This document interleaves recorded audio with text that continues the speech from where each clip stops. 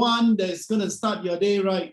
Và như là tôi đã nói, là tôi hy vọng rằng chúng ta sẽ là những cái người mà bắt đầu một ngày mới thật là đúng đắn. Right. I hope that the last 3 days has made a bit of difference in your life now. Và tôi hy vọng rằng là 3 ngày vừa rồi nó đã thực sự là làm nên cái điều khác biệt ở trong cuộc sống của các bạn. Giving you some hope of what businesses can be done differently and better. Và đưa cho các bạn một cái nhìn rằng là khi mà làm kinh doanh ấy thì nó sẽ làm tốt hơn như thế nào. We started off with the ideas of mindset. Chúng ta bắt đầu từ một ý tưởng that is needed to help you to stay confident. Nguồn lực hỗ trợ sự thành công để có thể giúp bạn thật sự là tự tin. And every moment of our life we are building it up. Và mỗi cái khoảnh khắc ở trong cuộc sống của chúng ta khi mà chúng ta xây dựng nên nó. We are reminding that all of us has got a unique X factors. Thì cần phải được nhắc nhở rằng tất cả chúng ta đều có nhân tố bí ẩn. Because we have our strength. Bởi vì chúng ta có cái điểm mạnh của chúng ta. We are unique of ourselves because we have got certain strengths in us. Chúng ta cực kỳ là độc đáo.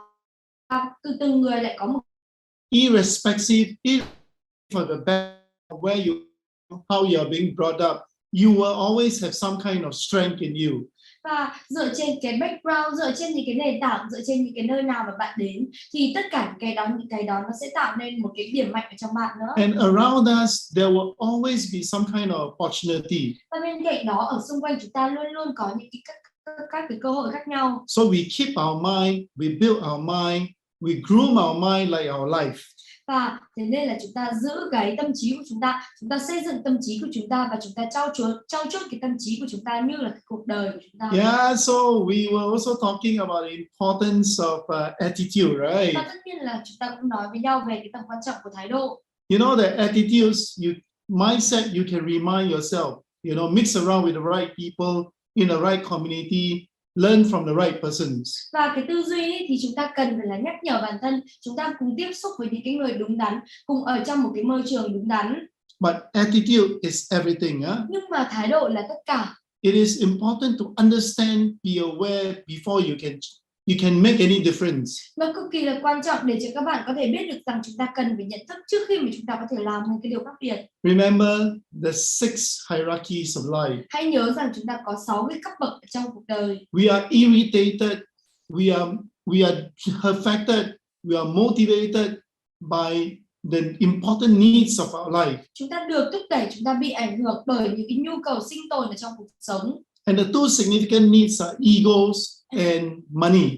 Chúng ta được thúc đẩy bởi cái nhu cầu thúc đẩy cảm xúc ở trong cuộc sống và hai cái nhu cầu thúc đẩy cảm xúc chính ở đây đó chính là tiền và cái bản ngã. It is important to be aligned. Thế nên nó cực kỳ quan trọng để cho chúng ta phải thực sự là được căn chỉnh. Because we got to be motivated by the right needs. Bởi vì là chúng ta cần phải được tạo động lực bởi cái sự thúc đẩy bởi cái sự nhu cầu đúng đắn.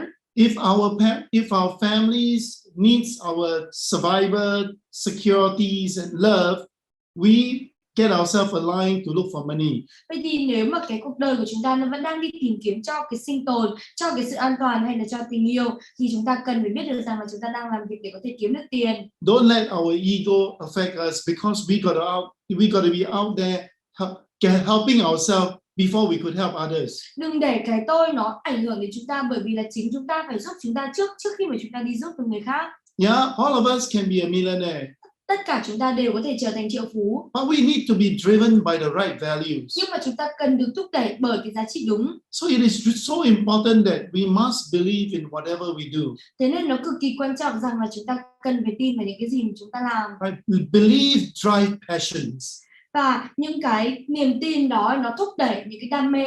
You know why sometimes people naturally sells well?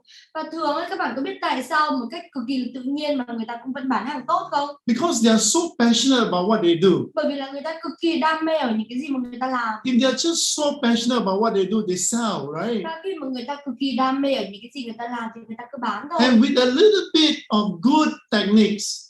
Và chỉ cần là một chút những cái kỹ thuật tốt thôi. Learning the right thing. Học được những cái điều đúng. We can be a super salesman. Thì với những cái điều đó chúng ta có thể trở thành một cái nhà bán hàng siêu. And of course, the last part of our attitude that is inside us is that we need a goal. Và cái phần cuối cùng ở trong cái phần thái độ chúng ta cần ở trong ở trong chúng ta, đó chính là chúng ta cần một cái đích đến. No matter how, by the day, by the minutes, by the year, by our life, we need to have some kind of an objective. Và từng ngày hoặc là từng phút hoặc là ở trong cái cuộc đời của chúng ta thì chúng ta cần phải có được một cái mục tiêu. Do you have a goal today, for example? Ví dụ như ngày hôm nay bạn có cái mục tiêu, cái đích đến của bạn hay không? What difference do we want to make? Đâu là cái điều khác biệt mà các bạn muốn làm? Right. What is it that we wanted to do to make our business better? Đâu là cái điều mà các bạn muốn làm để khiến cho cái doanh nghiệp của bạn nó trở nên tốt hơn? What is it that you want to get from Ken this morning? Đâu là cái điều mà các bạn muốn học từ Kênh ngày hôm nay? How is it when you learn you're going to apply to your current situation to make life better? Nhưng cái gì mà bạn học ấy thì bạn ứng dụng vào cái tình huống hiện tại như thế nào để khiến cho cuộc sống của các bạn tốt hơn? So it is just like a bird in our hands. Và nó giống như kiểu là một cái con chim ở trong tay của chúng ta. Think about this little bird in your hand. Hãy thử nghĩ về một cái con chim nhỏ ở tay của chúng ta. You hold it in your hand. Khi mà chúng ta giữ nó lại. You want it dead, you just squeeze it, you will be dead. Và nếu mà mình muốn nó chết ấy, thì mình chỉ cần là nắm lại và mình chỉ cần nắm lại thôi và nó sẽ chết. If you let it go, you will fly. Và nếu mà mình mà để nó bay ấy, thì mình mà để nó đi thì nó sẽ bay. So technically, we are like the bird in our own hands. Và nói một cách máy móc ấy, thì chúng ta như những con chim ở trong cái chính bàn tay của chúng ta. That's the reason why life doesn't happen by chance. Thì đấy là lý do tại sao mà cái cuộc sống của chúng ta nó không bao giờ xảy ra tình cờ cả. It is the choice that we make. Nó là những cái sự lựa chọn mà chúng ta đưa ra. And you know that what happens in our mindsets, in our attitude, will create a certain kind of behavior in us. Và những cái gì nó xảy ra ở cái tư duy, ở cái thái độ, nó sẽ tạo nên những cái hành vi của chúng ta. So every minute, every second, every moment of your life, you must be aware. Thế nên là từng cái giây phút, từng cái khoảnh khắc ở trong cái cuộc sống của các bạn thì các bạn phải nhận thức được. Awareness is a very, very important part of change. Cái sự nhận thức khi là một cái phần cực kỳ quan trọng của cái sự thay đổi nữa. So what is change about? Vậy thì cái thay đổi nó là cái gì? That's what today we need to discuss. Thì đấy là cái việc mà ngày hôm nay chúng ta cần phải thảo luận. Yesterday we talked about fast result. Ngày hôm qua chúng ta đã nói với nhau về kết quả nhanh. The three ways to get to fast result. 3 cái cách để có thể đạt được kết quả nhanh. So we had a good discussions after that. Thế nên là sau đó chúng ta có được một thảo luận khá là tốt. Particularly about selling. Đặc biệt là về bán hàng. Now remember, this whole program is nothing but to focus on how to improve our performance in our career, in our job, in our business. Và cái chương trình này của chúng ta nó không tập trung vào cái gì ngoài cái việc của chúng ta tập trung vào cái hiệu suất, làm như thế nào để có thể tăng được hiệu suất ở trong cái cuộc sống của các bạn, ở trong cái sự nghiệp của các bạn. I always think that life is simple. Tôi luôn luôn nghĩ rằng cuộc sống nó rất đơn giản. Sometimes we are the one that make it so complicated Nhưng mà ourselves. nhiều khi ấy, thì chính chúng ta làm cho nó phức tạp lên. Yeah, so just keep it simple always, have fun. Thế nên là hãy cứ giữ cho nó đơn giản thôi, hãy thực sự là cứ vui vẻ thôi. We just need to be clear in whatever we do. Chúng ta chỉ cần là rõ ràng ở những cái gì mà chúng ta làm. Sometimes we call it mindfulness. Và nhiều khi ấy là chúng ta phải có được cái sự tỉnh thức. Mindfulness is about awareness. Cái sự tỉnh thức ở đây nó chính là cái sự nhận thức. You are aware that people have their strengths and weaknesses. Chúng ta nhận thức được rằng là mọi người đều có những cái điểm mạnh và điểm yếu. We have a choice to look at their strength instead of the weaknesses. Và chúng ta có cái sự lựa chọn rằng là chúng ta có thể nhìn vào điểm mạnh của họ thay vì chúng ta nhìn vào điểm yếu. Although the road now in Hanoi, where I am now, is quiet. Và các bạn có thể biết rằng tôi đang ở Hà Nội thì con đường ấy nó cực kỳ là yên ắng. But it's peaceful, right? Nhưng mà nó cũng rất là yên bình. So life is about how we look at it. Thế nên là cái cuộc sống ấy nó là cái cách mà chúng ta nhìn vào nó. And seriously, it's a choice that we make. Và nói một cách nghiêm túc thì đấy chính là cái sự lựa chọn mà chúng ta đưa ra. Now, when you understand that the three ways to get fast result. Vậy thì nếu bạn đã hiểu được về 3 cái cách để có thể đạt được kết quả nhanh. And I hope that yesterday the three ways of getting result. Và tôi hy vọng rằng ngày hôm qua 3 cái cách để đạt được kết quả nhanh. Alright, do you remember what are the three ways? Thì các bạn có nhớ rằng 3 cái cách của chúng ta là gì hay không? Please remind yourself. Thì Please comment the three ways of getting fast result yesterday. Xin hãy nhắc nhở bản thân mình. Xin hãy comment xem 3 cái cách để đạt được kết quả nhanh mà chúng ta học ngày hôm qua là cái gì. Alright, we got three ways, remember? Hãy nhớ rằng chúng ta có 3 cách. Alright. I'm looking at it now. Thank you for responding. Cảm ơn bởi vì tất cả những cái câu trả lời của các bạn. All right, that's good. You see that there are three ways that that we when we go out there to do our business to sell. All right, we need to know that there are three different ways that make things happen. Vậy thì khi mà chúng ta đi ra ngoài kia mà chúng ta muốn làm điều khác biệt và chúng ta bán hàng á, thì chúng ta biết được rằng là có 3 cách để khiến cho mọi thứ nó xảy ra. And it works a little bit faster if we approach it that way. Và nó sẽ thành công một cách nhanh hơn nếu mà chúng ta tiếp cận cho nó theo một cách đấy. So we got a pedaling, right? Thì đầu tiên chúng ta có bán dạo. The focus is only result and transactional. Và cái tập trung ở đây đó chính là tập trung vào kết quả và thường là nó bán hàng theo kiểu giao dịch. The need-based strategy, right? Tiếp theo là bán hàng dựa trên nhu cầu. And of course, the one stop. Và tất nhiên là cái dịch vụ một cửa nữa. Right? Whichever way there is a way to make us create results that we want. Và bằng cái cách nào đi chăng nữa thì nó cũng khiến cho chúng ta đạt được cái kết quả mà chúng ta muốn. Alright, then give me a high five. Vậy thì hãy đập tay với tôi. Alright, remember high five? Hãy nhớ rằng chúng ta có cái đập tay high five. Right, the first five is professional intelligence. Cái đầu tiên, cái five đầu tiên đó chính là trí tuệ chuyên nghiệp. Second is financial intelligence. Cái thứ hai đó chính là trí tuệ tài chính. Remember, the third one is entrepreneur intelligence. Và cũng hãy nhớ rằng cả cái thứ ba nữa là cái trí tuệ kinh doanh. Supports in our life. Cái thứ tư là chính là sự hỗ trợ ở trong cuộc sống. Emotional and mental health. Và cái cuối cùng đó chính là sức khỏe về thể chất và tinh thần. And if you are ready, then we now move on to what we call today the session is about three ways to build trust. Vậy thì nếu mà các bạn đã sẵn sàng rồi thì cùng đi vào cái buổi học của chúng ta ngày hôm nay, 3 cái cách để có thể xây dựng được cái sự tin tưởng. Remember, when we are talking about business, one of the most important key skill that we need to be super good at is selling. Vậy thì hãy nhớ rằng khi mà chúng ta muốn làm kinh doanh, một cái kỹ năng mà chúng ta phải cực kỳ là tốt ở cái kỹ năng đó chính là bán hàng. Fine, we are always talking about self-motivation.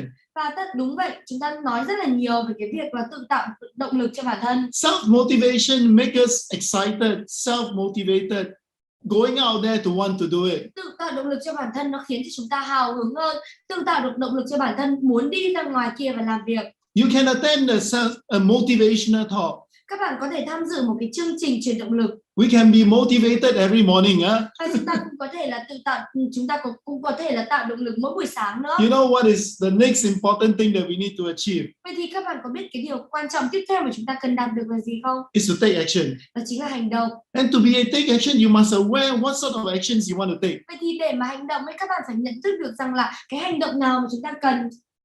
What is your objective? Đâu là cái mục tiêu của chúng ta? So today we are talking about three ways to build trusted relationship. Vậy thì ngày hôm nay chúng ta nói với nhau về 3 cái cách để có thể xây dựng được một cái mối quan hệ tin tưởng. Now these three ways of making relationship is a very, very common way.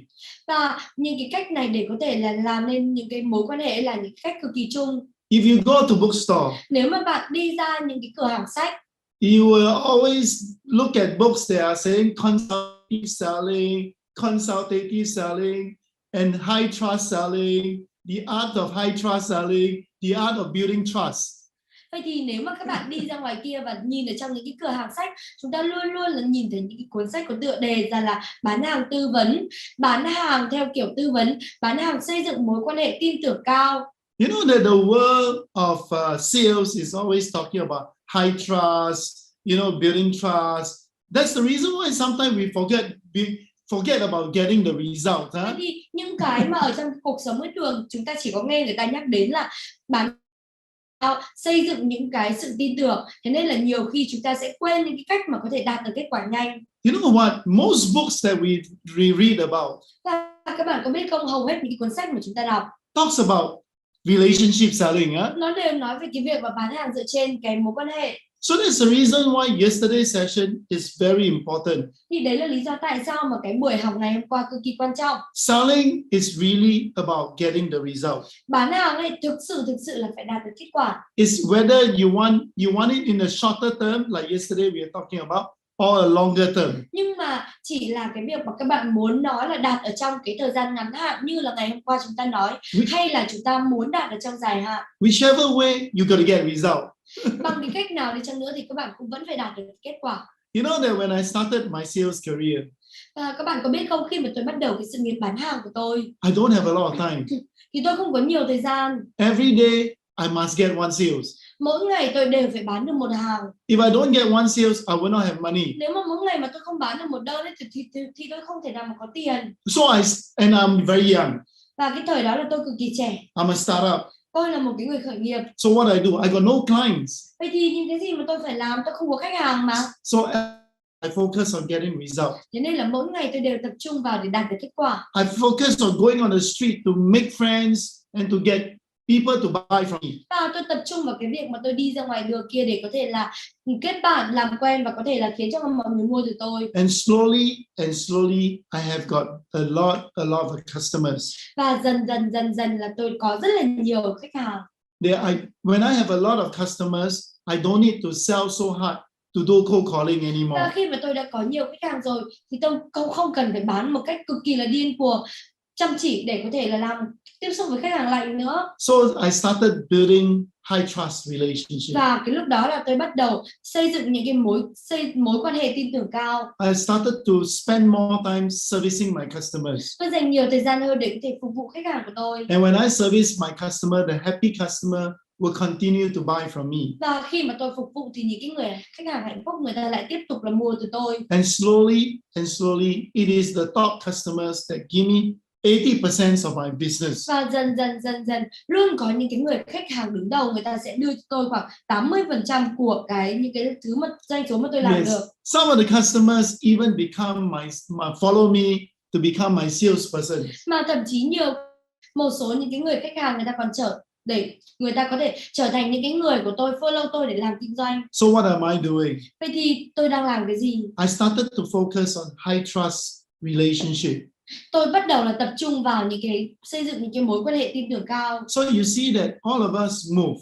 Vậy thì các bạn thấy đấy, tất cả chúng ta đều có những chuyển động. Personally, I experience pedaling. Và theo một cái cách cực kỳ là cá nhân là tôi cũng đã trải qua những cái bán dạo rồi. I don't care. I go on the street, I knock door. Tôi không có quan tâm, tôi đi ra ngoài đường và tôi gõ cửa. After a while, I said no, enough. I need to focus on needs. Và sau một thời gian thì tôi nói rằng là không đủ rồi, tôi cần phải tập trung vào cái nhu cầu. I started to look smarter. Tôi bắt đầu là tôi thông minh hơn. I focus on people that is qualified. I qualify them and look like my potential customer. I approach them and I sell them. Và tôi tập trung vào cái nhu cầu, tôi tập trung vào cái việc mà tôi lọc và tôi phân loại khách hàng. Những cái người này là tôi lọc tôi xong rồi. Sau đó là tôi sẽ tiếp cận với những cái người đó và tôi bán cho họ. As I become more confident. Và bởi vì là tôi trở nên tự tin hơn. I started to look for different products. Sau đó là tôi bắt đầu là đi tìm kiếm một vài cái sản phẩm nó khác nhau đi. I become better and better because I'm able to sell more products. Tôi trở nên tốt hơn bởi vì là tôi có khả năng để có thể bán nhiều sản phẩm hơn. Then after I have a lot of customers. Và sau khi mà tôi đã có rất là nhiều khách hàng rồi. I focus on building relationship because I know that keeping my top client will give me 80% of the business. Và tôi bắt đầu tập trung vào cái xây dựng mối quan hệ tin tưởng cao, bởi vì tôi biết được rằng là cái việc mà tôi phục vụ khách hàng tốt thì nó sẽ đưa cho tôi những cái người khách hàng hàng đầu, người ta đưa cho tôi 80% cái doanh thu. It is what we are talking about, the 20-80 rules. Thì đấy là những cái gì mà chúng ta nói về cái quy tắc 20-80. The rules of servicing the top 20 customers so that I could get 80% of my result. Vậy thì cái quy tắc rằng là tôi chỉ cần phục vụ khoảng 20% cái người khách hàng, là những cái người khách hàng đứng đầu thì tôi sẽ có được 8 kết quả. You know that's the reason why the world are always talking about trust relationship. Thế giới nó luôn nói về những cái mối quan hệ tin tưởng cao. Because I know that the probability of selling to the old customers is 60% higher chance than trying to go on the street and go do cold call. Bởi vì là tôi biết rằng là cái xác suất bán hàng cho cái khách hàng mới, cái khách hàng hiện tại đó là khoảng 60-70% so với cái việc là bán hàng cho một cái người khách hàng mới, đó là 25-20%. Do you know that it actually if you get 7 times more to try to get new customers than to retain the old one. Và các bạn có biết rằng là cái chi phí mà để có một khách hàng mới nó cao hơn gấp 7 lần so với cái việc là giữ lại một cái khách hàng cũ. if I'm able to keep my more customer more, Và nếu mà tôi cứ tiếp tục là giữ chân được khách hàng của tôi nhiều hơn, I'm able to increase my profitability from 25% to 95. thì có thể rằng là tôi tăng cái lợi nhuận của tôi lên từ 25 cho đến 95%. And I tell you that if you got good customers, Và tôi nói với các bạn rằng nếu bạn mà có những cái người khách hàng tốt, 65% of the business will come from the existing business. vậy thì 65% các hoạt động kinh doanh của một cái công ty đến từ các nhóm khách hàng hiện tại. Alright, so you see that one more thing. Và còn một cái điều nữa, Loyal customers spend 67% more than a new one. và những cái khách hàng trung thành, người ta chi tiêu nhiều hơn 67% so với khách hàng mới. And when you have new customers, Và khi mà chúng ta có những khách hàng mới, 50% of your existing customer would want to try it. thì 50% của những cái người khách hàng hiện tại người ta muốn thử nó khi mà bạn có sản phẩm mới. So you see, it is really in this some little number here and there. It is actually very strategic, important that if you have a customer, you want to build loyalty with the customers. Vậy thì tất cả những cái số này nó nói cho chúng ta một cái điều rằng là nếu mà các bạn đã có khách hàng rồi thì các bạn cần phải xây dựng cái lòng trung thành của khách hàng. That is the reason why we always say that if you keep your customers, và đấy là lý do tại sao khi mà mình đồng ý với nhau rằng mình cần phải giữ chân khách hàng, there will be endless chain of business. thì nó là một cái business vô hạn. You can upsell and cross-sell them. Chúng ta có thể bán thêm hoặc là bán chéo họ. You know why it's upsell, right? You got one product, you keep increasing the values. Và các bạn biết gì thế nào là bán thêm phải không? Các bạn có một cái sản phẩm nhưng mà sau đó liên tục là tăng lên. Or you can cross-sell them, meaning that new product comes in, different product, you keep cross-selling them. Hoặc là chúng ta có thể bán chéo, rằng là một cái sản phẩm đi vào thì có thể là một vài những cái sản phẩm mới, chúng ta lại bán được cho họ những cái sản phẩm khác. You sell them a house. Và chúng ta ví dụ bán cho họ cái ngôi nhà. You cross-sell them into taking bank loans, taking loans from the bank for the house. Vậy thì khi mà chúng ta bán chéo, khi mà chúng ta bán cái ngôi nhà cho họ ấy, thì chúng ta còn bán chéo khiến cho người ta còn đi vay nợ ngân hàng nữa. Alright, do renovations for the house. Và làm những cái cải tạo cho cái ngôi nhà. Whatever it is, you can cross-sell them. Và dù bằng cái cách nào đi chăng nữa thì chúng ta vẫn có thể bán chéo cho họ. Yeah, a good customer will always refer you more people to sell to. Và những cái người khách hàng tốt thì luôn giới thiệu cho khách hàng cho bạn để có thể bán. And the next thing is that today it is so important to make sure that they give you the testimony. Và ngày nay cực kỳ quan trọng để có thể đảm bảo rằng là người ta đưa cho bạn những cái chứng thực. Because social media are very powerful. Bởi vì là cái mạng xã hội cực kỳ là mạnh mẽ, có sức mạnh. If you have good customers, nếu mà bạn có được một cái người khách hàng tốt, they will actually endorse you in the social media. Thậm chí người ta còn chứng thực phản hồi cho bạn ở trên mạng xã hội. And they will keep on coming back. Và người ta cứ liên tục là quay lại. So today what we are talking about, ladies and gentlemen, is how to build the high trust relationship. Vậy thì thưa quý vị và các bạn, ngày hôm nay chúng ta nói chuyện với nhau làm như thế nào để có thể xây dựng được những cái mối quan hệ tin tưởng cao. To make your business more profitable. Để có thể khiến cho cái doanh nghiệp của các bạn nó càng có lợi nhuận hơn. So today you need to know that these are the three ways that you can do it.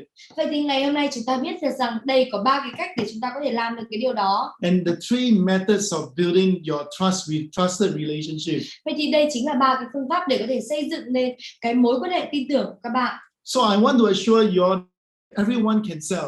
Và tôi muốn nói với các bạn, tôi muốn đảm bảo với các bạn rằng là tất cả chúng ta đều có thể bán hàng. Indeed, everyone can do business và too. thực sự là tất cả chúng ta cũng đều có thể là làm kinh doanh nữa. If selling skill is the key skills of business. Nếu mà cái kỹ năng bán hàng là cái kỹ năng quan trọng ở trong làm kinh doanh. You see that there's a saying that if you are always selling, you will always make money. Và có một cái câu nói rằng là nếu mà các bạn luôn kiếm tiền, nếu mà các bạn luôn bán hàng thì các bạn luôn kiếm được tiền. If you always be buying, you will be going broke. Nếu mà các bạn luôn mua hàng ấy, thì có một ngày chúng ta cũng sẽ đổ vỡ. So make sure that your selling activity is always higher than buying activity. Thế nên là đừng có để cho chúng ta bị phá sản, bởi vì nếu mà tiêu xài nhiều, mua nhiều như thế thì chúng ta sẽ bị sản. Thế nên là hãy đảm bảo rằng là chúng ta kiếm được nhiều, chúng ta bán được nhiều hơn là cái việc của chúng ta mua. So ask yourself every day, how many times are you selling to a person a new idea, a new product, or something. Vậy thì thử hỏi bản thân xem mỗi ngày chúng ta dành bao nhiêu thời gian để có thể là gặp một người mới, chúng ta dành bao nhiêu thời gian để có thể bán sản phẩm. How many times are you coming out money to buy something? Và bao nhiêu thời gian mà chúng ta bỏ tiền ra để chúng ta mua một thứ gì đó. If you're always selling, your selling activity is always higher than buying activity, you're quite safe. Động bán hàng của các bạn mà nó nhiều hơn những cái hoạt động mua hàng ấy thì các bạn khá là an toàn. If you're always buying and selling chuk chuk, you're sure gone. Nhưng mà nếu mà bạn luôn luôn là mua hàng nhưng mà bạn chỉ bán hàng một xíu xíu thôi thì chắc chắn là không được rồi. That's why most of us are in people business. Thì đấy là lý do tại sao tất cả chúng ta đều ở trong những cái business về con So người. that's the reason why, as long as you're with people, you'll be in business. Thì đấy là lý do tại sao mà miễn là các bạn cùng với con người thì đấy là các bạn đang ở trong cái kinh doanh. So let's look at these three ways of building high trust relationship in selling. So three ways of building high trust relationship. Vậy thì ngày hôm nay chúng ta có 3 cái cách để có thể xây dựng được những cái mối quan hệ tin tưởng cao. Alright, the way Cái cách đầu tiên is what we call counseling way. đó chính là cái cách mà chúng ta gọi là cái tham vấn. How do we counsel people? Làm như thế nào để chúng ta có thể là tham vấn cho người khác? You know that a counseling relationship is something that we always wanted to focus on building relationship. Vậy thì ở trong những cái mối quan hệ ấy, thì ở đây cái cách tham vấn ở đây đó chính là chúng ta luôn luôn là muốn xây dựng những cái mối quan hệ. Our focus is always in that person that we are talking to. Cái sự tập trung của chúng ta luôn luôn là ở trong cái người mà chúng ta đang nói chuyện.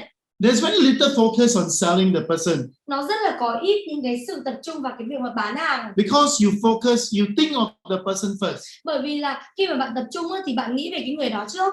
The second way is that you focus on planning. Và cái cách thứ hai đó chính là các bạn bắt đầu là làm lên kế hoạch. Think about what you do in planning. Vậy thì bạn thử nghĩ về những cái gì mà các bạn làm ở cái việc lên kế hoạch. You got to step by step process a system. Và các bạn cần phải từng bước một ở trong cái hệ thống quy trình. To help a person to solve problem. Để có thể giúp đỡ cái người đó để có thể giải quyết vấn đề. Of course, in selling, it's all about solving people problem, Và right? tất nhiên là ở trong bán hàng ấy, nó đều là cái việc mà chúng ta giúp đỡ người khác giải quyết vấn đề. When there's a problem, there will be there's a sales pitch. When there is a problem from the buyer, that's where we go in and sell, right? Vậy thì bởi vì là nếu mà cái người khách hàng người ta có vấn đề thì đấy là cái lúc mà chúng ta đi vào và chúng ta giải quyết mà. Of course, the last method is providing advice. Và tất nhiên là cái phương pháp cuối cùng ấy, đó chính là cái việc mà chúng ta đưa ra những cái lời khuyên. What are we talking about advisory? Khi mà chúng ta nói đến cố vấn ấy là chúng ta nói đến cái gì? Basically, you form a relationship with the other person. Và thường ấy là chúng ta sẽ tạo nên cái mối quan hệ với một cái người khác. And guide them. Và có thể dẫn dắt họ. Guide them to achieve their objective. Và dẫn dắt họ để có thể đạt được cái mục tiêu. Alright, they look at you as a master. Người ta nhìn với bạn với một cái ánh mắt của một cái chuyên gia. And somebody that they respect and they will respect you. Một số những cái người ấy, người ta sẽ tôn trọng các bạn. So we provide advisory. Thế nên là mình mới đưa ra cho người ta những cái lời khuyên. So in every way, sometimes when we are becoming more and more successful, people want us to be their advisor. Vậy thì nhiều khi ấy là chúng ta thành công ở trong cuộc sống thì người ta muốn chúng ta trở thành cái nhà cố vấn cho họ. They will try to as much as possible develop a longer term relationship with us. Người ta sẽ cố gắng là để có thể là làm những cái quan hệ, người ta sẽ cố gắng những cái mối quan hệ dài hạn với chúng ta. So there are three ways that you can build a high trust relationship. Thế nên là có 3 cái cách để chúng ta có thể xây dựng lên cái mối quan hệ tin tưởng cao. And normally when we build a business relationship with people, và thường ấy là chúng ta xây dựng những cái mối quan hệ với người khác. If you think about trust, và nếu mà chúng ta nghĩ về những cái sự tin tưởng ấy, you think about longer term relationship. Nếu mà chúng ta nghĩ về những cái mối quan hệ trong dài hạn, what we are talking about is really these three ways of forming it. Vậy thì những cái gì mà chúng ta nói với nhau đó chính là cái cách mà chúng ta hình thành nên. And having to say this, it is so important to be able to be looking at how you can move towards it. Vậy thì để mà nói đến cái điều này thì các bạn cần phải nhìn vào cái cách là làm như thế nào để mình có thể hướng tới cái điều đó. What are the skills that you need? Đâu là những cái kỹ năng mà các bạn cần? Where is the point that you should focus most? Đâu là những cái điểm mà các bạn cần phải tập trung? Remember that in order for us to do something, we must put ourselves into a situation. Hãy nhớ rằng là để cho chúng ta có thể làm được cái điều gì đó thì chúng ta cần phải đặt bản thân mình vào trong cái tình huống. Or we got to put ourselves into a process. Hoặc là chúng ta phải đặt bản thân mình vào trong một cái quá trình. And you know that business process is about find, win, keep. Huh? Và các bạn biết không, cái ở trong cái quá trình kinh doanh này nó là tìm kiếm, chiến thắng và giữ chân. Alright, you need to find your customer, right? Các bạn cần phải tìm những người khách hàng của mình. You need to win them. Các bạn cần phải chiến thắng họ. You need to keep them. Và các bạn cần phải giữ chân họ. So you notice that these three methods of it are really focused on something that you wanted to build that relationship. Thế nên là đây chính là ba cái phương pháp mà chúng ta sẽ có thể để xây dựng được cái mối quan hệ. The first three ways of peddling, need-based selling, and one-stop is just getting the result and move on. Vậy thì cái cách đầu tiên đó chính là cái cách bán dạo, rằng là chỉ có đạt được kết quả và sau đó là chi tiết. If you wanted to be a counseling person, a planning and advisory person, you tend to focus on very different things. Vậy thì nếu mà các bạn là những cái người mà theo cái kiểu tham mưu hoặc là tư vấn ấy, cố vấn ấy, thì các bạn tập trung vào những cái thứ rất là khác. And this is the reason why we need to understand what are the techniques that we need to change to. Vậy thì ở cái lúc này thì chúng ta mới cần biết rằng là đâu là những cái kỹ thuật mà chúng ta cần phải thay đổi nữa. Because this is who we are. Bởi vì là đây là cái là chúng ta là ai. We wanted to build relationship. Và chúng ta muốn xây dựng được cái mối quan hệ. We at least need to know what we want to change towards to. Thì ít nhất chúng ta cũng cần phải biết được rằng là chúng ta cần phải thay đổi đến cái gì. Then we know what sort of skills we need to learn. Thì đấy, cái lúc đó chúng ta mới biết được rằng là chúng ta cần học những cái kỹ năng gì. And we know what the skills to learn, then you obviously got to take actions, right? Và khi mà chúng ta biết được những cái kỹ năng mà chúng ta học thì lúc đó thì chúng ta mới có thể hành động được. Continue to discipline ourselves so that we can get the result that we want. Và cứ liên tục để có thể có được cái sự kỷ luật cho bản thân thì từ đó chúng ta mới đạt được cái kết quả mong muốn. So I'm going to quickly go through one skill at a time. Vậy thì tôi sẽ đi qua từng cái kỹ năng. Let's start with the counselor. Đầu tiên đó, hãy cùng bắt đầu bằng cái người đầu tiên, đó chính là cái người tham vấn. Now, the counseling person normally in a business process need to be very strong at this 4 point of engagement. Vậy thì cái người mà làm công việc tham vấn cho chúng ta, người ta sẽ phải cực kỳ là giỏi ở trong 4 cái điểm này. The first one is the ability to build rapport and trust. Cái đầu tiên ấy, đó chính là cái khả năng để có thể xây dựng được lòng tin và mối quan hệ. You tend to be very interested in how to make the person trust you very quickly. Và mình phải thực sự là làm như thế nào để khiến cho cái người đó, người ta tin tưởng vào mình thật là nhanh. So normally a lot of you guys would have learned about NLP, right? Và tôi biết rằng nhiều người trong số các bạn học về NLP. You know the counselors most of the counselor would really want to learn what is NLP about. Vậy thì một số những cái nhà tư vấn, những cái nhà tham vấn ở đây, người ta thực sự là muốn học là về NLP nó là cái gì. You know the NLP sometimes teaches people to cry, to laugh, to think about certain pain point, and then the persons react to it. Và khi mà chúng ta nói về NLP là nhiều khi người ta sẽ khiến cho người ta khóc, khiến cho người ta cười và chạm vào những cái nỗi đau, và nhiều khi khiến cho người ta cảm thấy buồn về điều đó. The counselor always make the person see the pain point. Như thường ấy là những cái người tư vấn, những cái nhà tham vấn này, người ta sẽ khiến cho cái người đấy, người ta nhìn thấy được những cái điểm đau. And they will observe. Và they will observe that this person are reacting and responding to it. Và sau đó là người ta nhìn thấy rằng là cái người này, người ta phản hồi và người ta đưa lại cái câu trả lời cho cái sự nỗi đau đó. Yeah, so this sort of skills to build connection by the counselor using the counseling skill is very important. Vậy thì cái kỹ năng này, chúng ta sử dụng cái sự kết nối để có thể là có được những cái kỹ năng về tham vấn ấy là cực kỳ quan trọng. Yeah, so if you are counseling a person, và nếu mà bạn đang tham vấn cho một người, this point of engagement and the skill is very critical. Thì ở trong những cái điểm gắn kết này và những cái kỹ năng cực kỳ là quan trọng. And the trouble is this, or the good thing is that counselor don't focus on closing sales. Vậy thì có một cái điều nữa, đó chính là cái người nhà tư vấn ở đây, người ta không tập trung vào bán hàng, Remember, người ta không tập trung vào chốt sale. Remember, it is good and it is also bad. Và các bạn hãy nhớ rằng cái điều này nó vừa tốt mà nó vừa xấu. You make your client trusted you more.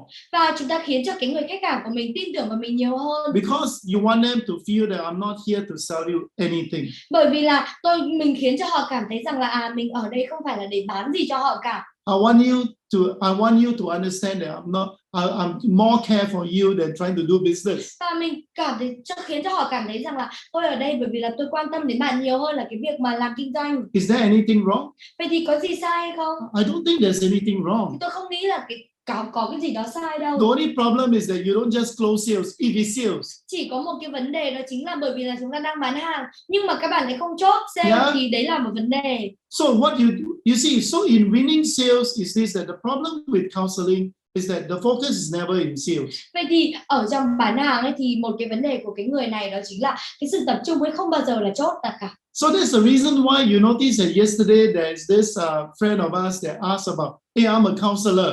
Thì các bạn hãy nhớ rằng ngày hôm qua chúng ta có một cái người bạn nói rằng là, tôi là cái nhà tư vấn. How do I close sales? Làm như thế nào để tôi có thể chốt được sale? So you notice that if you are doing counseling, you got a different kind of relationship with the customer.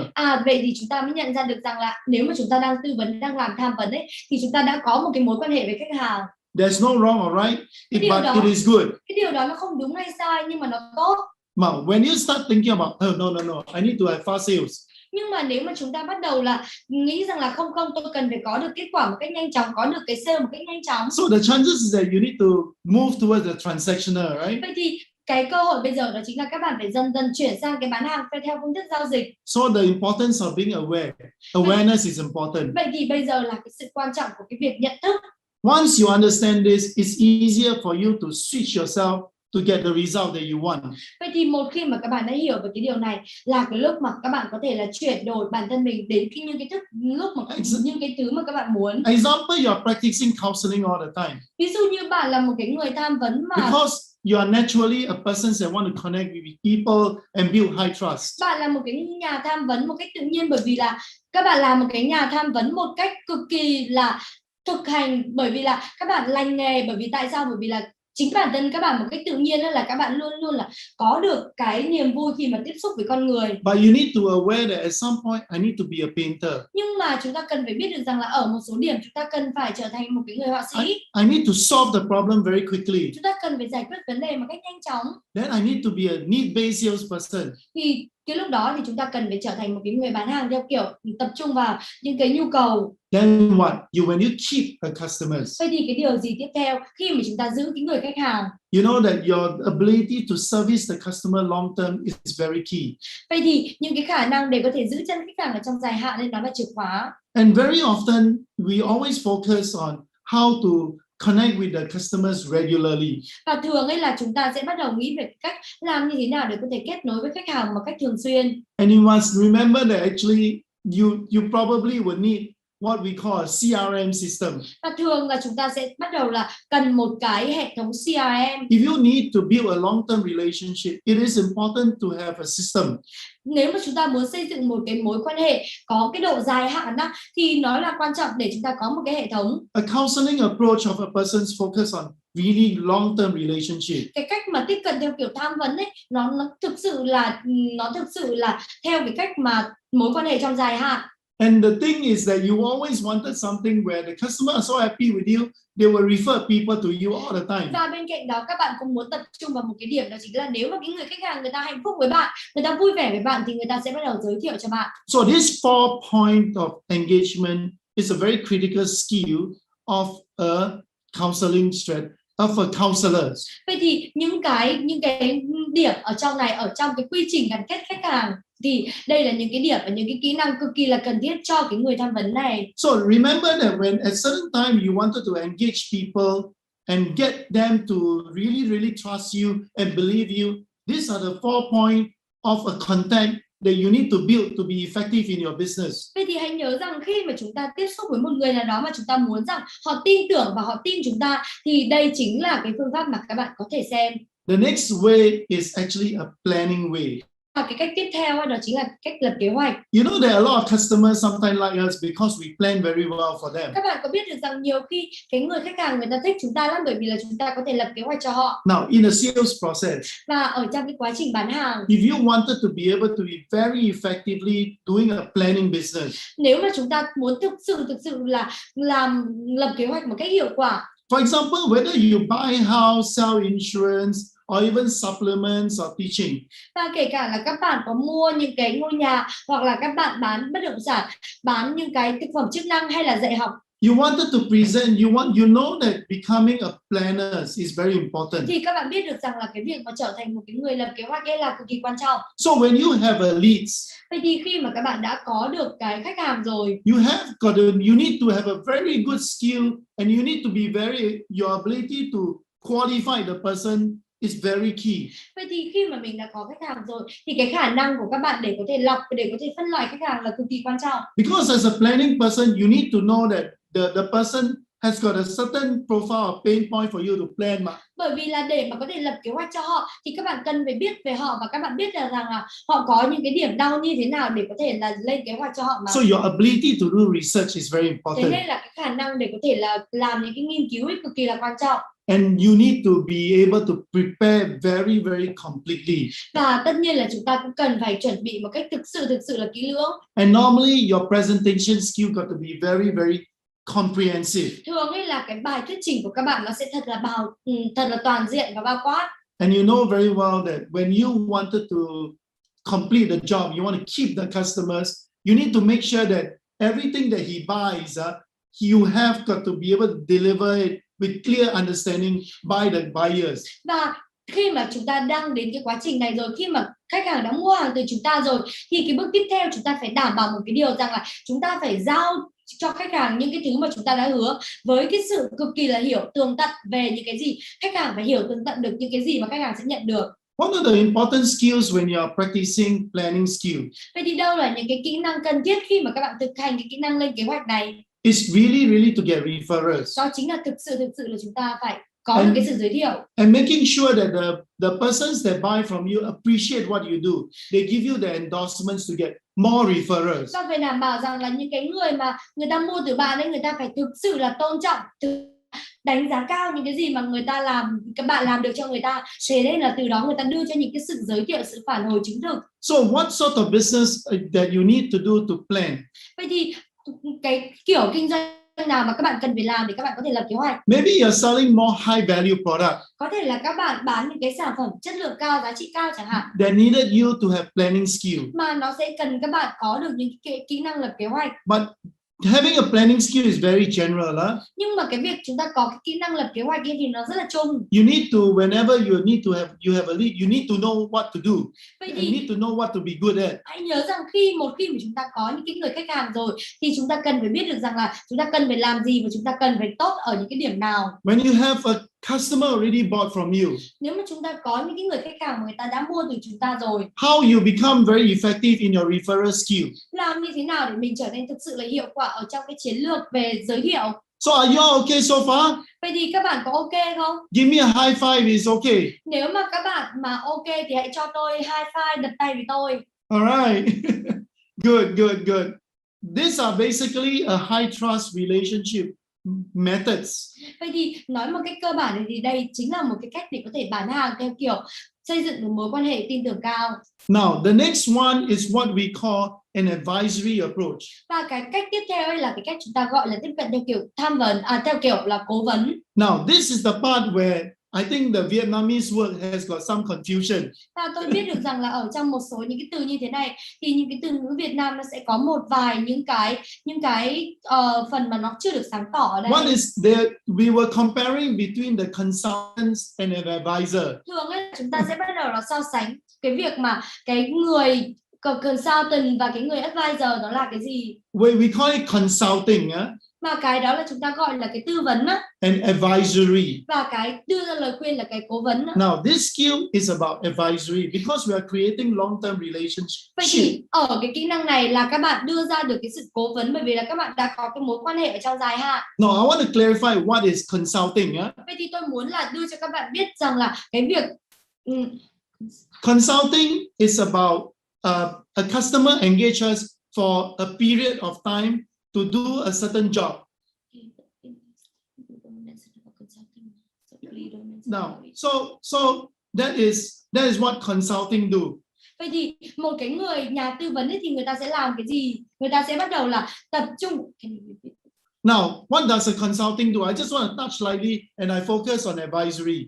Vậy thì tôi muốn là chỉ có chạm thật ngắn gọn là một cái người tư vấn người ta làm cái gì và sau đó là chúng ta sẽ tập trung vào cái cố vấn. Yeah, if I'm your consultant, nếu tôi là một cái nhà tư vấn của bạn, I focus on only a project. Tôi chỉ có tập trung vào một cái dự án thôi. I finish, I go. Khi mà tôi kết thúc thì là tôi xong, tôi đi. Now, let's go now focus on advisory. Và bây giờ tập trung vào cái tham vấn của vào cái cố vấn của chúng ta. Advisory is a very very high trust relationship strategy. Cái tiếp cận theo cái kiểu cố vấn ấy là những cái chiến lược mà tập trung vào những cái mối quan hệ tin tưởng cao. As an advisor, we wanted to create a long-term relationship. Với cái tư cách là một cái người cố vấn thì chúng ta muốn tạo ra được một cái mối quan hệ ở trong dài hạn. So that my client will always come back to me and ask me to do more things. Thế nên là những cái người khách hàng của tôi có thể là có thể quay lại với tôi để có thể mua được nhiều thứ hơn. Because I'm the advisor. Để có thể là xin được lời khuyên nhiều hơn bởi vì là tôi là cái người đưa ra lời khuyên mà. That is the reason why advisors, when you become an advisor of our clients. Thế nên là nhiều khi nếu mà chúng ta mà là cái người cố vấn cho cái khách hàng của chúng ta, whether it's technical, whether it's personal problem, they will always look to us. Thì kể cả nó là những cái vấn đề hay là nó là những cái mà người ta cần thì người ta sẽ bắt đầu là tìm kiếm chúng ta. I always say that advisory is the highest level of selling. Và tôi cũng thường nói rằng là cái việc mà cố vấn ấy nó là cái mức cao nhất của cái bán hàng. It's what we call the highest values of selling. Đấy là cái mà chúng ta gọi là bán hàng theo cái giá trị cao nhất. When you become an advisor of your customers. Khi mà các bạn trở thành cái người cố vấn của cái người khách hàng của mình. Yeah, so I hope that you are clear with what advisory is about. Vậy thì tôi hy vọng rằng các bạn thật sự là rõ ràng về những cái gì về cố vấn nó là cái gì. Remember long-term relationship. Hãy nhớ rằng những mối quan hệ ở trong dài hạn. Very high value relationship with your customer. Where customer got problem, they look for you for advice. Và một cái mối quan hệ dài hạn với khách hàng, và khi mà cái người khách hàng người ta có vấn đề thì bất kể là cái gì đi chăng nữa thì người ta đi tìm đến bạn để người ta xin cái lời khuyên. Of course, when you are advisor, you must high level of knowledge. Và tất nhiên là khi bạn có thể đưa ra lời khuyên ấy thì là các bạn là những cái người mà có kiến thức cao. You must be effectively able to let them know that I can build relationship and I also can provide you with planning advice. Và các bạn phải khiến cho người ta cảm thấy rằng là tôi có thể là xây dựng một cái mối quan hệ với bạn nhưng mà tôi cũng có đủ kiến thức để có thể đưa cho các bạn những cái lời khuyên. So you notice that as an advisor is a combination of counseling skill and planning skill. Vậy thì nếu mà các bạn để ý thì các bạn có thể biết được rằng là cái người cố vấn này người ta sẽ làm cái sự cố vấn nó là cái tổng hợp của những cái kỹ năng về tham vấn và kỹ năng lên kế hoạch. In the same way, preparation is very important when you become an advisor of a person. Vậy thì ở một cái cách tương tự thì là cái việc chúng ta chuẩn bị cực kỳ là quan trọng khi mà chúng ta có thể cố vấn cho một người nào đó. And you always try to reinforce relationship. Và chúng ta cố gắng luôn luôn để có thể là nhấn mạnh, để có thể làm mạnh mẽ hơn cái mối quan hệ. You want to keep up with building trust with a person. Chúng ta luôn luôn là muốn tăng cường cái sự tin tưởng của cái người đó. And you make sure that the solutions are well delivered. Và sau đó chúng ta đảm bảo được rằng là những cái giải pháp ấy thì nó được chuyển giao một cách thật là tốt. You have a solid customer relationship management system. Bên cạnh đó thì các bạn cũng có được một cái mối quan hệ, có được những cái quản trị khách hàng rất là tốt. And as an advisor, you must always focus on how to get referral, upsell, cross-sell, and getting endorsements for your services. Và với một cái người mà nhà cố vấn thì các bạn luôn luôn là cũng tập trung vào cái sự giới thiệu, bán thêm, bán chéo và phản hồi chứng thực từ khách hàng. Now, remember there are many steps in the sales process. Hãy nhớ rằng có rất là nhiều cái bước ở trong cái quá trình bán hàng. This is the 5 steps that you got to do very well if you wanted to become an advisor of the other person in business. Thì đây là những cái cách mà các bạn cần phải làm thực sự là tốt nếu mà các bạn muốn cố vấn ở trong cái kinh doanh, cố vấn cho khách hàng ở trong kinh doanh. Yes, today we are talking about the 3 ways of building high trust relationship. Và đúng vậy, ngày hôm nay chúng ta đã nói với nhau về 3 cái cách để có thể xây dựng nên một cái mối quan hệ tin tưởng cao. So you see that in businesses, there are 6 different ways to do our business. Vậy thì các bạn có thể thấy được rằng là ở trong kinh doanh ấy thì chúng ta sẽ có 6 cái cách khác nhau để có thể làm kinh doanh. Why I always says that selling is such a wonderful career for me, yeah? Lý do tại sao mà tôi nói rằng là cái việc bán hàng ấy nó là một cái sự nghiệp cực kỳ là tuyệt vời đối với tôi. Because I treat this business like a challenge, yeah? Bởi vì là tôi coi cái business này như là một cái thử thách vậy. Every person that I talk to, I need to be different. Và mỗi cái người mà tôi nói chuyện với họ ấy, thì tôi cần phải khác đi. And I need to be good at the different roles that I play. Và tôi cũng cần phải cực kỳ là tốt ở những cái vai trò khác nhau mà tôi đóng. If I have a high value customers, Nếu mà tôi có những cái khách hàng mà giá trị cao, I want to be his advisor thì tôi muốn là trở thành cái người cố vấn của anh so that ấy. I get more and more business. Thế nên là sau đó là tôi có thể là kiếm được nhiều business, nhiều cái kết quả hơn từ cái người này. And I tell you that loyal customers give us more business. Và tôi nói với các bạn rằng là những cái người khách hàng trung thành thì luôn luôn đem đến cái cơ hội trong kinh doanh cho chúng ta. And there are some customers that they don't want you to be advisor. Và tất nhiên là có những cái kiểu khách hàng người ta không muốn các bạn trở thành cái người cố vấn. They want you to just come down, do the research for me, tell me what to do, I'll get it done for you. Và người ta chỉ muốn là đến đây có thể là làm cái nghiên cứu cho tôi và sau đó là tôi sẽ để làm cho nó xong.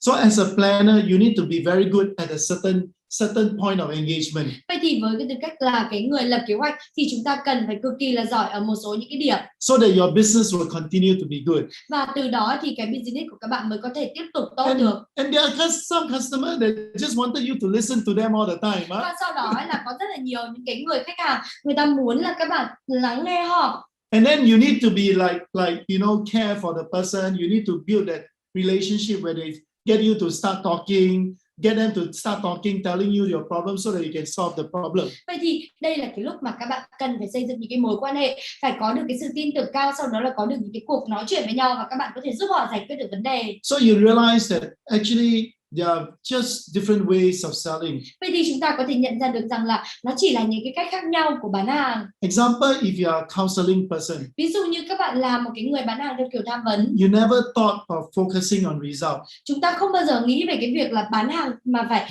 tập trung vào cái kết quả cả. That's the reason why I always been talking about awareness before change. Đấy là cái lý do tại sao mà tôi luôn luôn nói về cái nhận thức trước khi thay đổi. If you are aware of it, you know what to change. You need to be able to adjust yourself. Nếu mà các bạn biết nhận thức được về cái điều đó thì các bạn biết là cần phải thay đổi như thế nào thì chúng ta từ đó chúng ta mới biết được là chúng ta nên điều chỉnh bản thân như thế nào. You know that I want to share, and I believe that every business that you're in. Và tôi tin được rằng ở bất cứ cái business nào các bạn đang ở trong đó. Any products that services that you're selling. Kể cả bất cứ cái sản phẩm hay dịch vụ nào các bạn đang bán.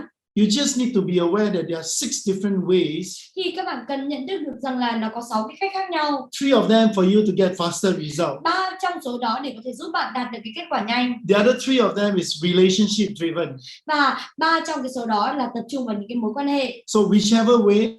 Vậy thì bằng cái cách nào đi chăng nữa, there's no wrong or right. Thì nó không có đúng hay sai ở đây. It is the questions of what do you want to achieve, what is your objective with the persons that you are working with. Vậy thì cái câu hỏi ở đây đặt ra rằng là đâu là cái thứ mà mình muốn đạt được, đâu là cái mục tiêu của bạn với cái người mà mình đang nói chuyện. What kind of products and services you're offering. Bên cạnh đó thì đâu là cái sản phẩm dịch vụ của bạn đang bán là cái gì. And every time when you understand your own situation.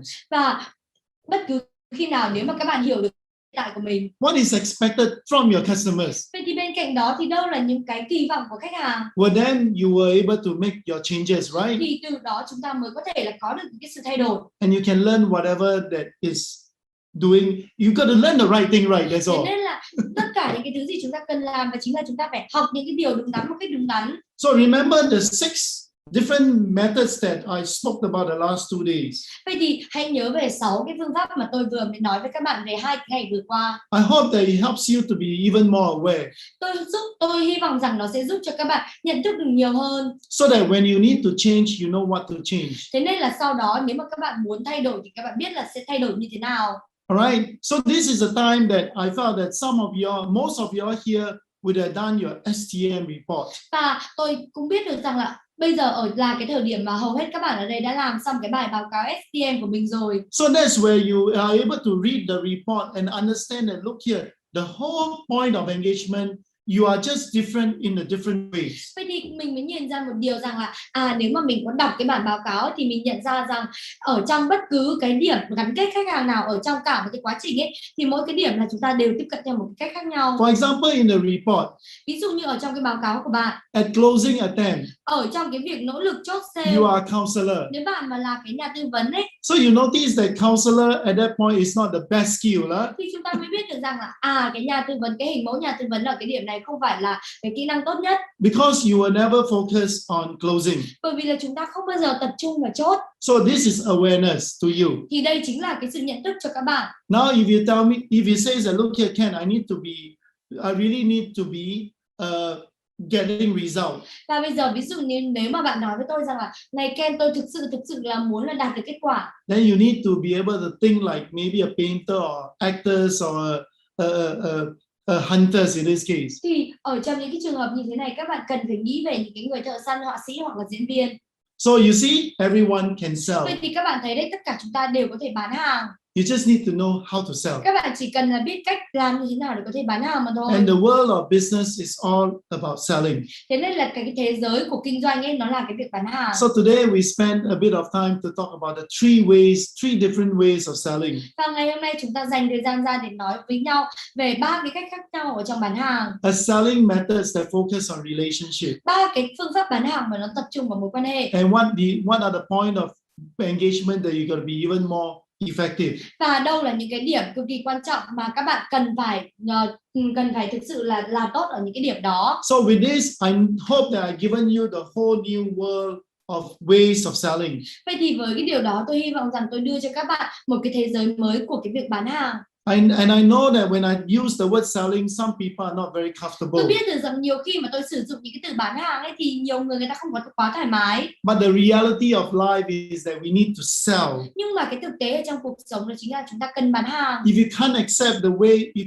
you can't accept selling, you will never be able to do business better. Nếu mà chúng ta không chấp nhận bán hàng ấy thì chúng ta không bao giờ có thể làm kinh doanh được tốt hơn. It's just that you need to have a different ways of selling and understand it well. Chẳng qua là chúng ta có những cái cách khác nhau để có thể bán hàng và chúng ta phải hiểu được nó. And if it's good, please give me a high five. Và nếu mà tốt thì hãy đưa cho tôi high five, đập tay với tôi. Yeah.